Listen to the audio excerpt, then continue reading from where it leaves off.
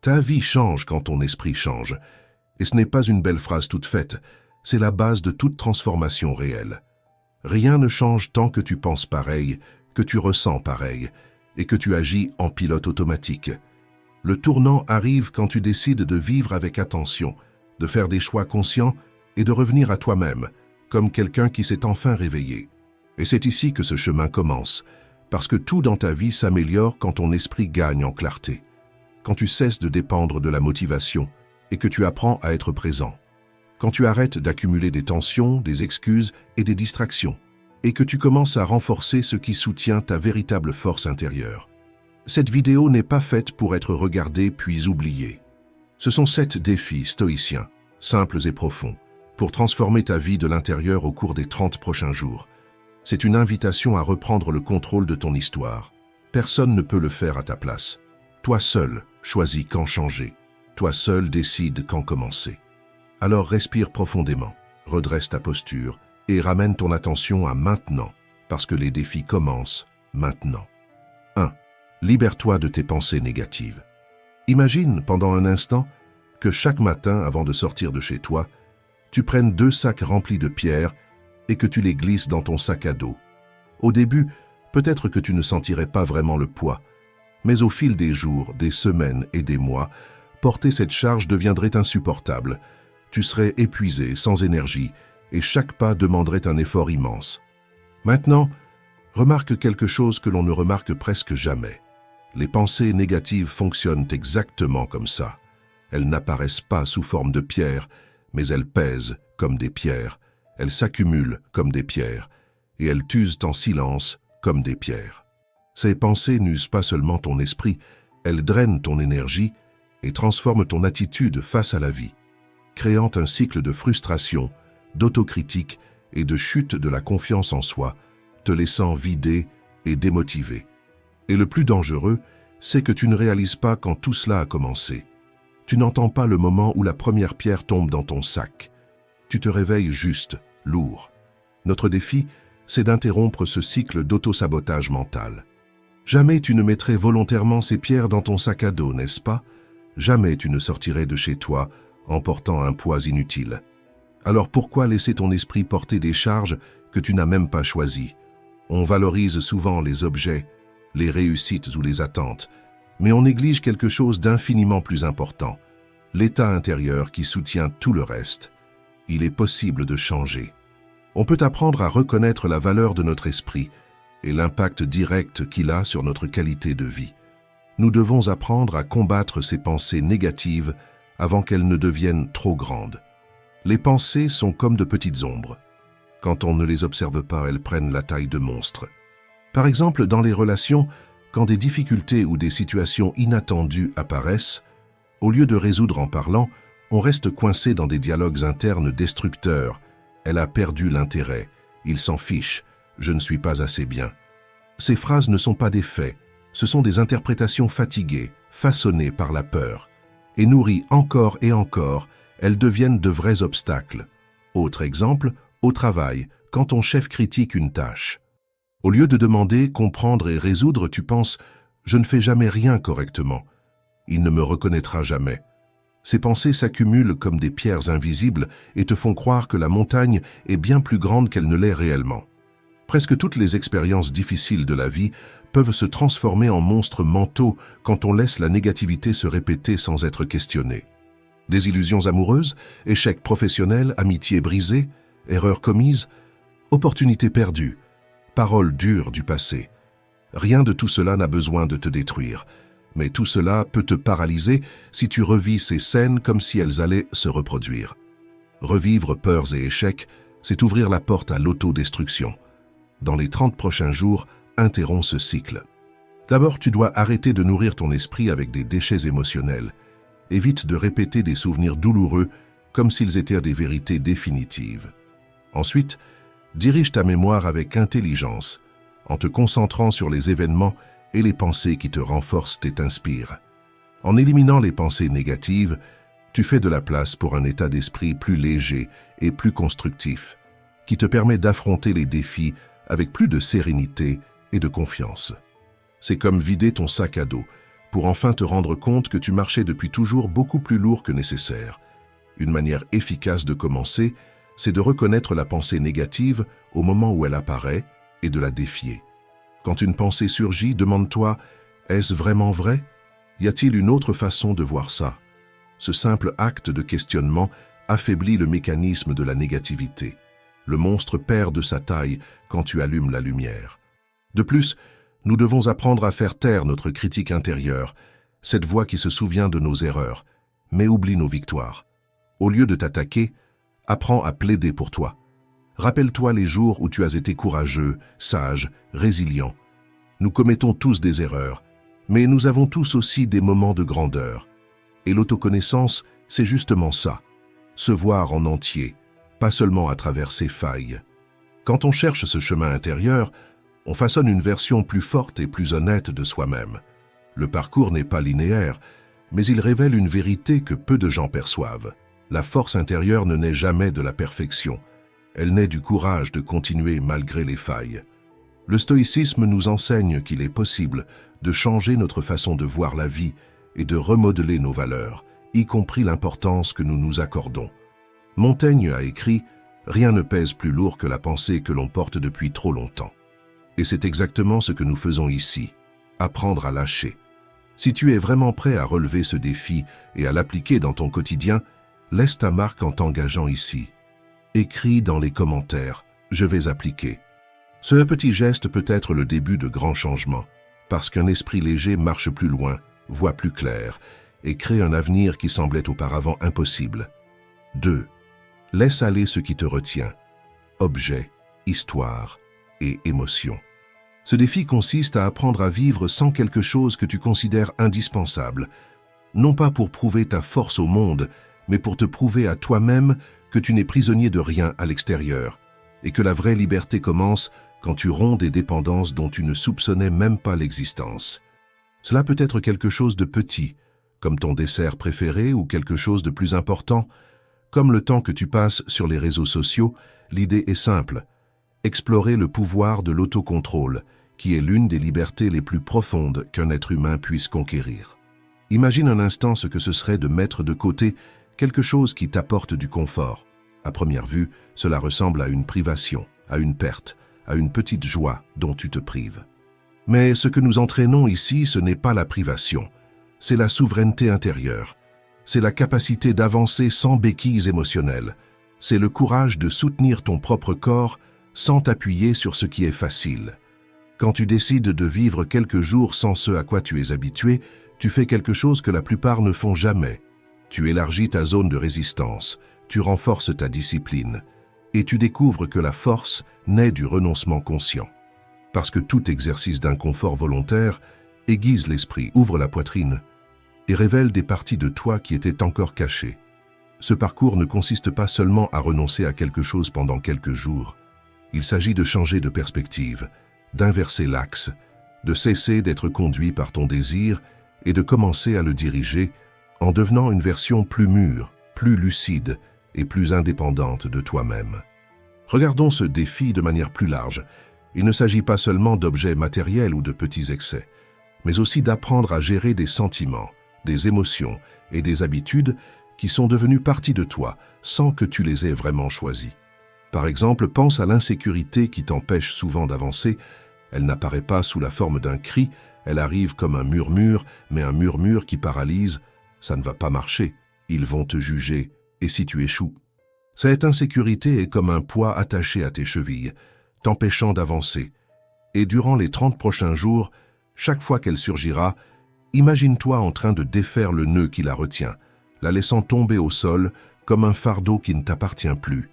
Ce défi ne consiste pas seulement à résister à une habitude, il s'agit de te libérer de quelque chose qui freine clairement ta croissance. Parfois, nous portons des sentiments négatifs, comme si nous étions coincés dans une toile invisible. Même en sachant qu'ils nous font du mal, nous restons là, parce qu'il existe un petit confort à garder ce que l'on connaît, même quand ce que l'on connaît fait mal. C'est ce que les philosophes appelaient des chaînes dorées, belles à l'extérieur, destructrices à l'intérieur. Mais lorsque tu te mets au défi de vivre sans ces attaches, tu découvres des forces que tu ne soupçonnais pas, et tu réalises que la douleur du renoncement est plus légère que la douleur de la prison. Montaigne disait que « nous ne sommes riches que de ce que nous pouvons perdre sans nous briser ». Et cette phrase est l'essence même du détachement.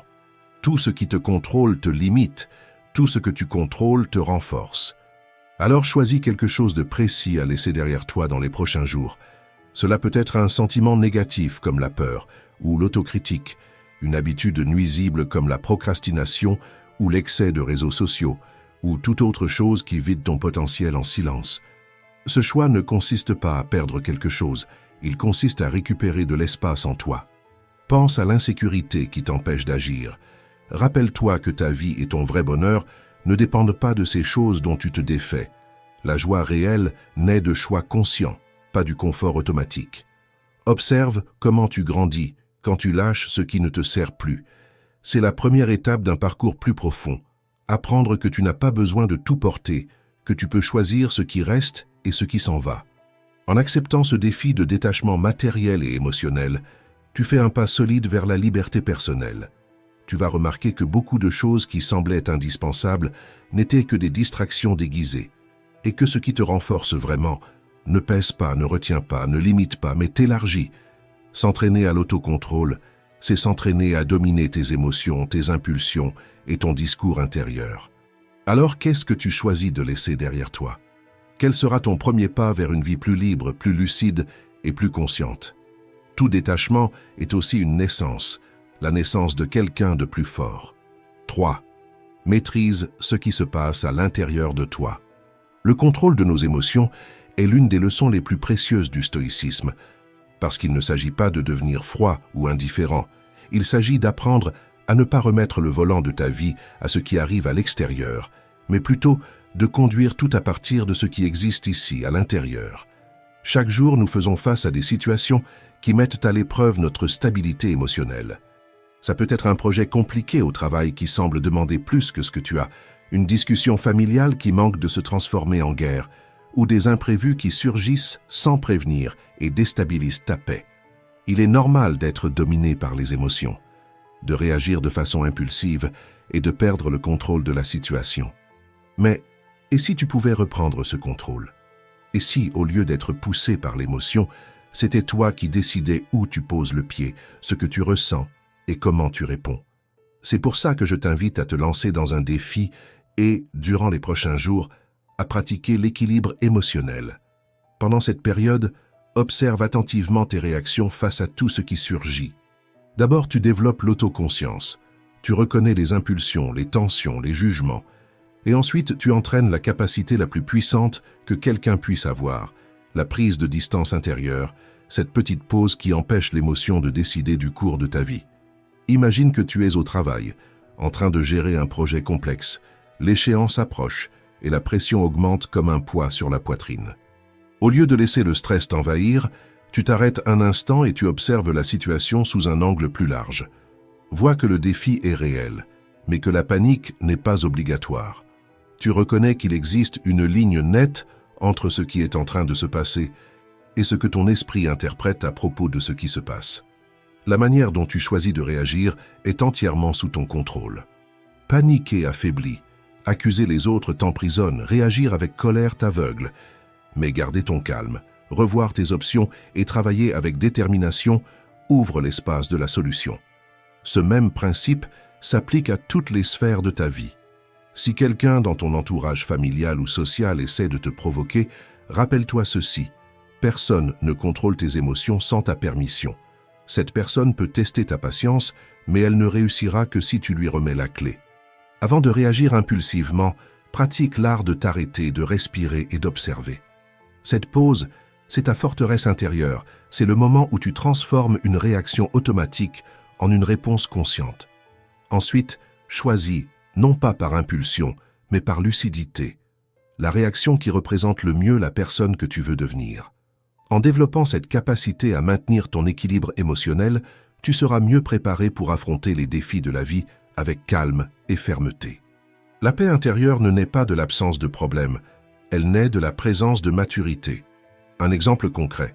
Lors d'une discussion animée, au lieu de répondre avec la première émotion qui surgit, fais une pause, respire profondément Et choisis le mot qui construit, pas celui qui détruit. Choisis l'attitude qui résout, pas celle qui complique. Le geste qui apaise, pas celui qui enflamme.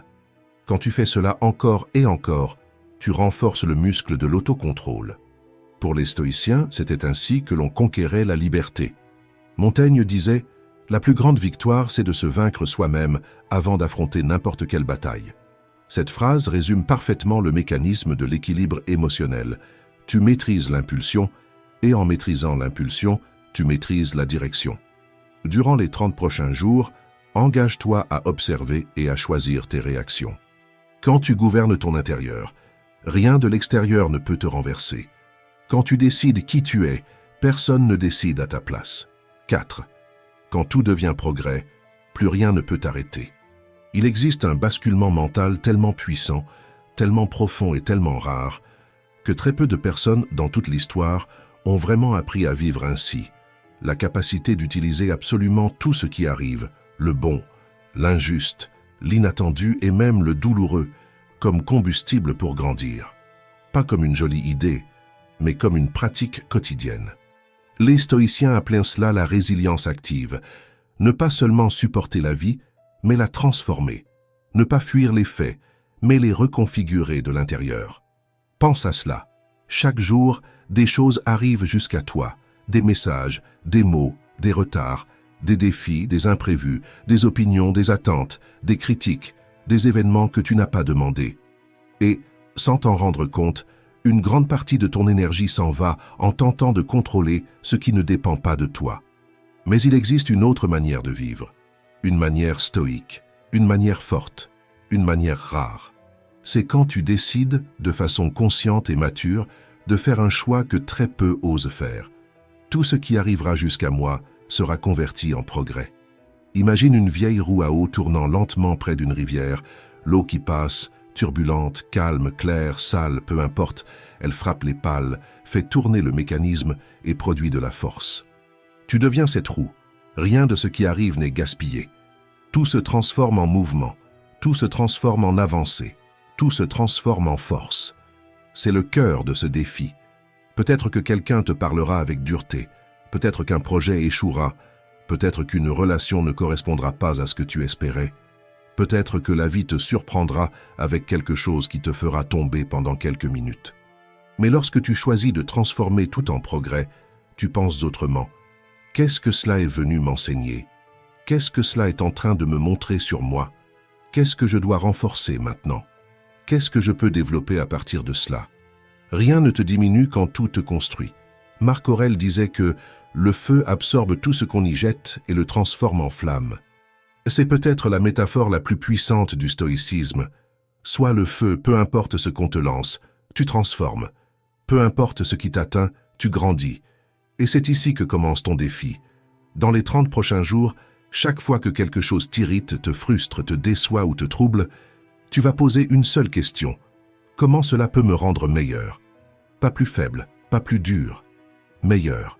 Si quelqu'un te critique injustement, tu entraînes la fermeté. Si quelqu'un te provoque, tu entraînes l'autocontrôle. Si quelque chose retarde, tu entraînes la patience. Si un plan échoue, tu entraînes l'adaptation. Si la vie te sert, tu entraînes la résilience. Rien n'est du gaspillage, rien n'est inutile. Tout est matière première de ton progrès. Et plus tu pratiques cela, plus la vie cesse de te dominer et commence à te façonner. Tu arrêtes de demander des chemins faciles et tu commences à demander de la force. Tu arrêtes d'attendre le jour parfait et tu commences à voir de la perfection dans ce que le jour t'apporte. C'est ainsi qu'on forme quelqu'un d'inébranlable, non pas en fuyant l'impact, mais en absorbant sa force. Dans les 30 prochains jours, garde cette mentalité avec toi. Transforme les irritations en patience, transforme les offenses en maturité, transforme les incertitudes en courage, transforme l'inattendu en sagesse. Parce que la vérité est simple et profonde. Quand tout devient progrès, tu deviens impossible à arrêter. 5e, abandonne la plainte. La plupart d'entre nous se plaignent sans s'en rendre compte. On se réveille déjà en réaction au monde, au trafic, aux gens, au climat, au prix, aux petites frustrations. Et cela devient une habitude tellement automatique que ça semble normal. Mais observe avec sincérité. Comment tu te sens après t'être plaint? Mieux ou plus lourd, plus irrité, plus fatigué? C'est là que beaucoup perçoivent le problème. Se plaindre ne soulage pas le poids, ça l'augmente.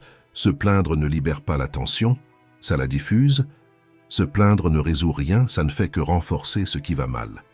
Et voici la partie la plus difficile à remarquer. Chaque petite plainte semble inoffensive, mais ensemble, elles minent ton énergie, elles enlèvent ta clarté et transforment ta journée en un terrain plus difficile qu'elle ne l'est réellement. C'est pour cela que le défi commence ici. Pendant les 30 prochains jours, choisis de ne pas laisser la plainte guider tes mots. Ce n'est pas avaler tes sentiments. Ce n'est pas faire semblant que tout va bien. C'est simplement ne pas donner ta voix à l'impulsion automatique de critiquer tout ce qui t'entoure. Chaque fois que tu te plains, tu donnes du pouvoir au problème. C'est comme arroser ce que tu ne veux pas voir pousser. C'est comme t'enfoncer dans des sables mouvants. Plus tu bouges en direction des problèmes, plus tu te sens coincé dedans. Et tu le sais, ça commence par une plainte minuscule et quand tu t'en rends compte, tu es en train de te plaindre de toute ta journée. Cela arrive parce que tout ce sur quoi tu concentres ton attention finit par s'étendre. Marc Aurèle disait que notre vie est colorée par nos pensées et nos mots révèlent exactement ces couleurs.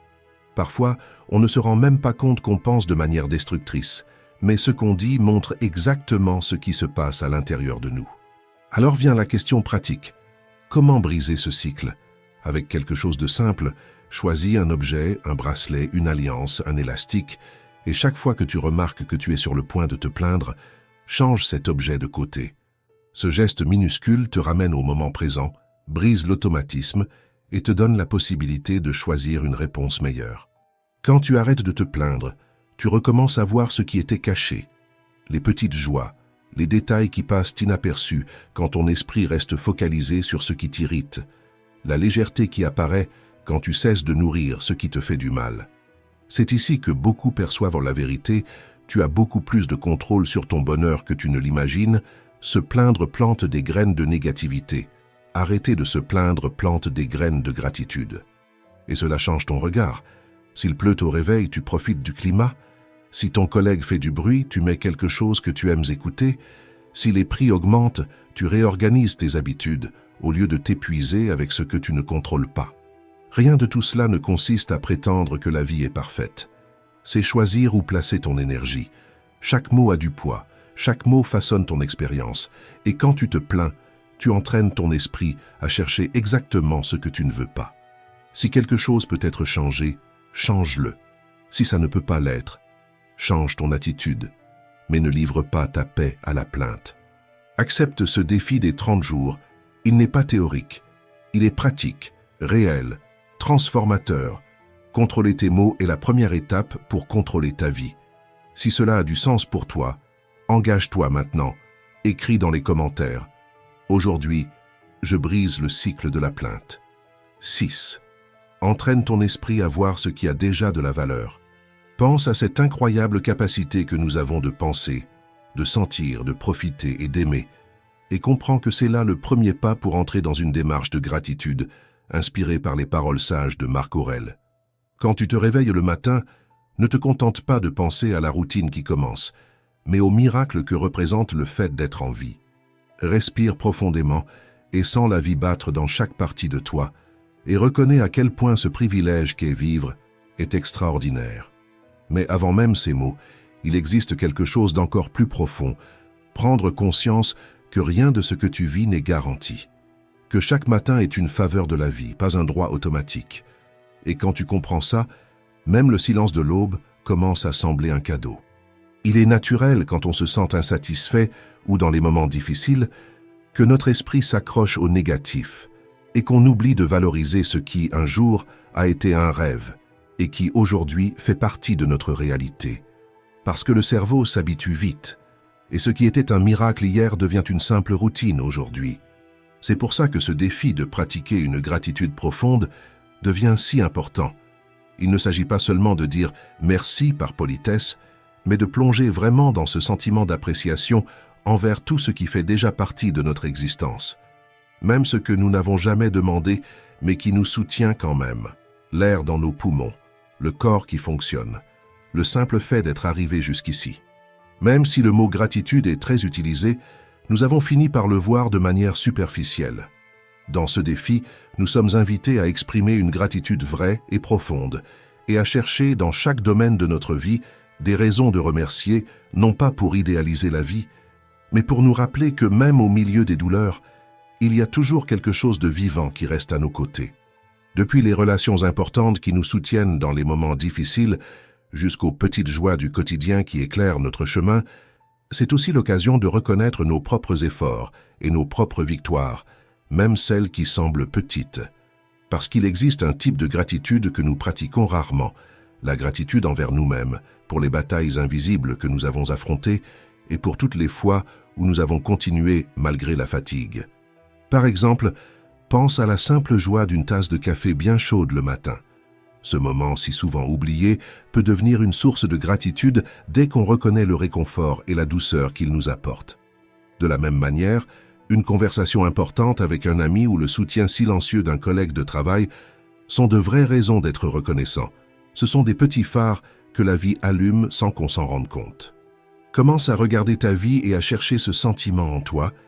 La gratitude n'est pas une émotion spontanée, c'est une décision quotidienne de voir ce qui reste, même quand tant de choses changent.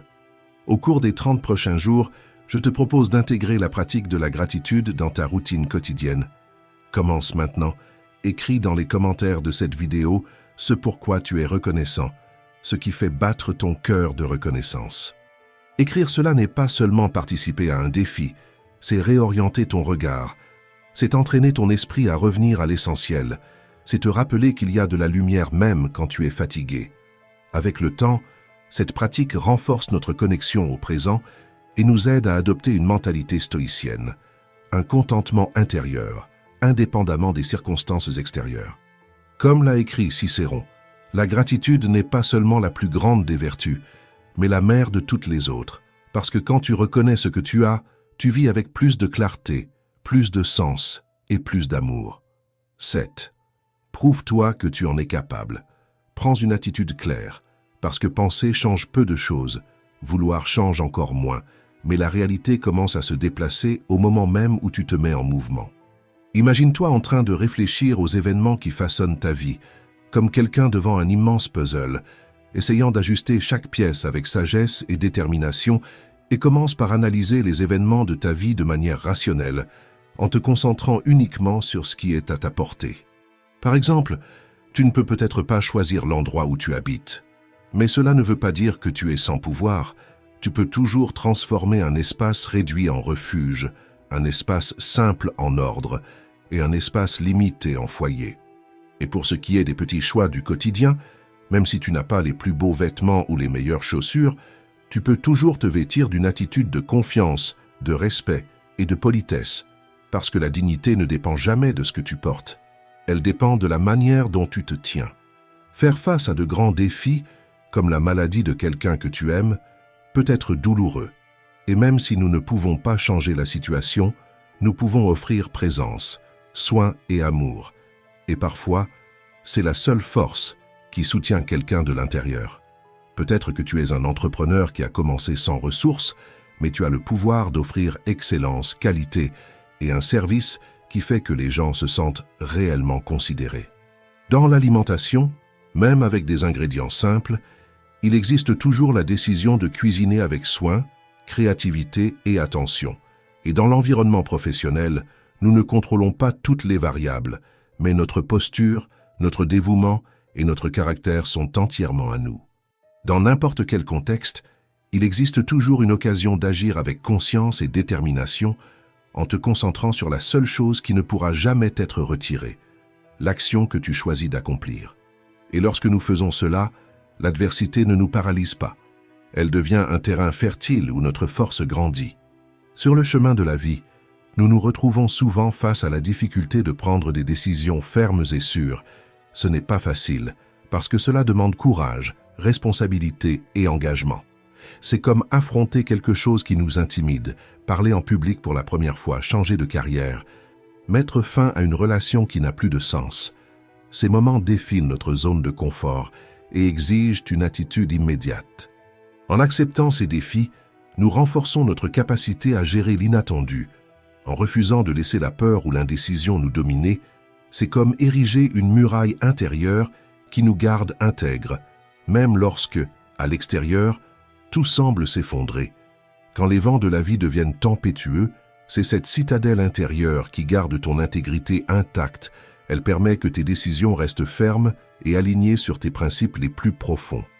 Et cette citadelle n'existe que parce que tu l'as construite pierre après pierre, avec tes choix, tes actions, ta posture, ta discipline et ta vérité. Dans cette même trajectoire, nous rencontrerons ceux qui construisent et ceux qui détruisent. Il y a des personnes qui élèvent leurs valeurs comme des piliers de leur propre existence, et d'autres qui, par peur, ressentiment ou négligence, finissent par ronger leur propre fondation. Le choix entre construire ou détruire est toujours entre nos mains. Nous pouvons décider de renforcer cette citadelle intérieure, en consolidant nos valeurs et notre courage, ou laisser cette structure se dissoudre faute d'action. Cette décision détermine la direction de toute notre vie et, comme l'a écrit Reinhold Niebuhr, le courage est la forme la plus élevée de maturité, c'est la volonté d'agir malgré la peur. Et c'est exactement cela qui définit quelqu'un avec de l'attitude. Agir non pas parce qu'il n'y a pas de peur, mais parce qu'il existe un but plus grand que la peur. Merci d'être resté jusqu'ici. Si cette vidéo t'a aidé à voir les choses sous un autre angle, je t'invite à t'abonner à la chaîne. On continue ensemble ici à réfléchir, à grandir et à construire une force intérieure.